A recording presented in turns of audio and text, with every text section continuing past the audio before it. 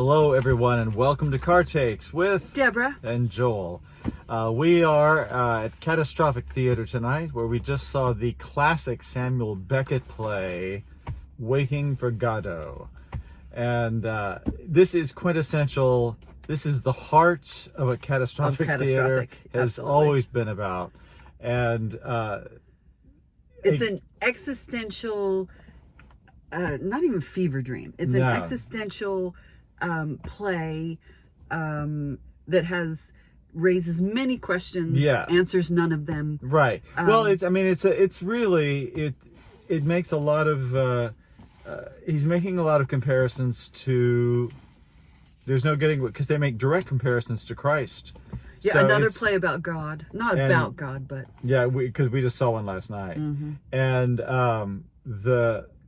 And this waiting for the Savior, waiting to be saved. And because possibly they're in limbo. Right, yeah. Maybe they're dead. You don't know. No questions are answered about where they are, who they are. And it's just the mundane sort of... trivial things that we just ramble on about. Who am I? Yeah. Why am I? Yeah. But it's just, this is so beautifully done. This is very difficult material to pull off. Mm-hmm.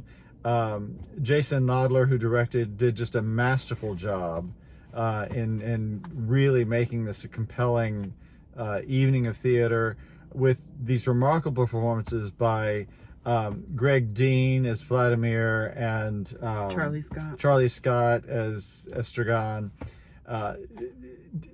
Classic presentation of these just kind of clownish figures. Yeah, it's really very much a vaudeville. Yeah. in so many ways, and they're just remarkable. Kyle Sturdivant, who just... Pozzo. Oh my Lord, he's fabulous. So funny. And they got he comes in like a tornado. Yeah, and he's, the way he's decked out, he looks like Humpty Dumpty. So the makeup does remind me of the makeup they would use in silent films. Yeah. Which was very interesting to me. Yeah. I really like that. So whoever had that idea. But Kyle just hilarious. Oh my God, Kyle. Hilarious work. And Troy Schultz is... That monologue. Oh my God. He has a monologue. Yes. It is a rapid fire. Just absolutely. You know, I always laugh at people who are not in theater, and they come up to you to say how much they liked what you did. How do you learn those lines? How do you learn those lines? That was the first time I think that I was in there going, how do you learn those lines? Because it's a lot of nonsensical just stuff. But brilliantly done. But actually, my favorite part of Troy's performance was the silence stuff. Yeah, the silence. It's just a level of genius that just so beautiful. And congratulations, Troy. That was remarkable. And then we have Houston Theater royalty. Houston Theater royalty progeny. Yes. Yes. So we have he's the prince. He's the prince. Yes. We have Mac Hutchison, who is the son of Chris and Elizabeth Bunch Hutchison, and who are Alley Theater Company members. Yeah. Yes. And are brilliant actors themselves. Yeah. So, apple tree. And hello. Mac, you're a brilliant actor unto yourself. You're not just your parents' prodigy. Yeah. You are your own man, and you did a remarkable job. Yes, you did. And just because in this play, because it is so existential, there has to be a lot of stillness. Yeah. There's a lot of quiet moments. There's a lot of stillness. For somebody so young to understand that's a difficult thing, to get young people just to stay still in a moment, just to be to be so I'm very anxious to see you in other productions. So yay. He's a freshman at PVA, so we'll probably be able to check him out when he's doing stuff there. So that'd be great. Happy to. But Macy Lynn did the wonderful costumes. The set. That's Afsana.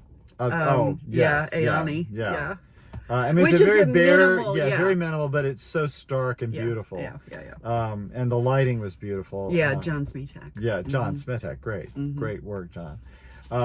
Just a really... It's a triumph. If you've never Yeah. seen absurdist theater, this is the birth of absurdist theater. And existentialism. And yes, existentialism. yeah. Because before that, they had just gotten, I think, gotten into the on the waterfront, you know, that realism that everything's gonna be exactly how life is, and then Samuel Becket comes along and just upends the whole thing.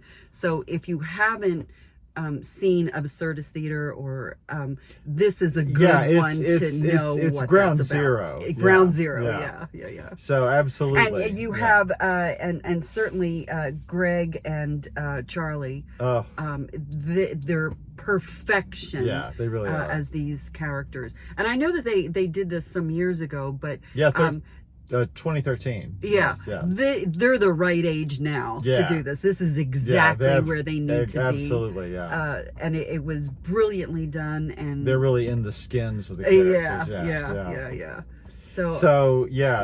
Big thumbs Waiting up for for Godot at Catastrophic Which Theatre. is another interesting thing, because it's usually pronounced Godot, Waiting for Godot. And they emphasize that it's Godot, so that you have that God idea that the God complex or whatever.